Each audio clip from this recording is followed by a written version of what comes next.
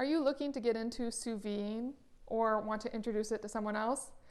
Obviously, you can sous vide a lot of things, but I mostly use it for meat because it does such an incredible job. So let me show you exactly how the Anova works. When I got it, I used the website and the app for it a lot, but as I've become more comfortable, I just use it as is constantly, and I have a lot of favorite recipes for it. So basically, I stick it on.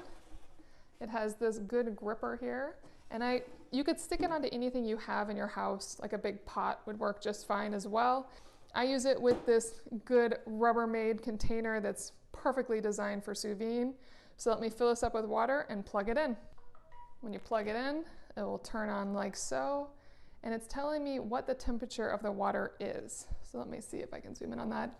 That light is not flickering for me, that's only flickering for the camera, but it is showing 64.6 is the current temperature of the water. Now, if you ever have cooked sous vide before, you know that you want to start with cold or room temperature water.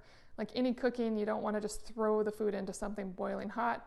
So you'll start here and you'll add your food in its plastic containers. I usually use silicone bags, but you can also use any other type of sealed bags you want to keep your food in to cook it safely in the water. Now you go up here and you can choose what the temperature is, what your goal temperature is. You simply go up and down till you pick your temp, and then you just hit go. And now it is going. And you can hear it has a little noise. That is it whirring along.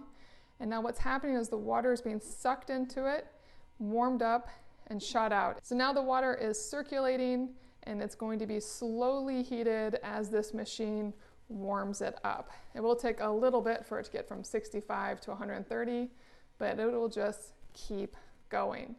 Now up here you could also set a timer if you want on this for it to automatically turn off whenever you want it to. I never use that. I only set my target temp and turn it on and track it myself.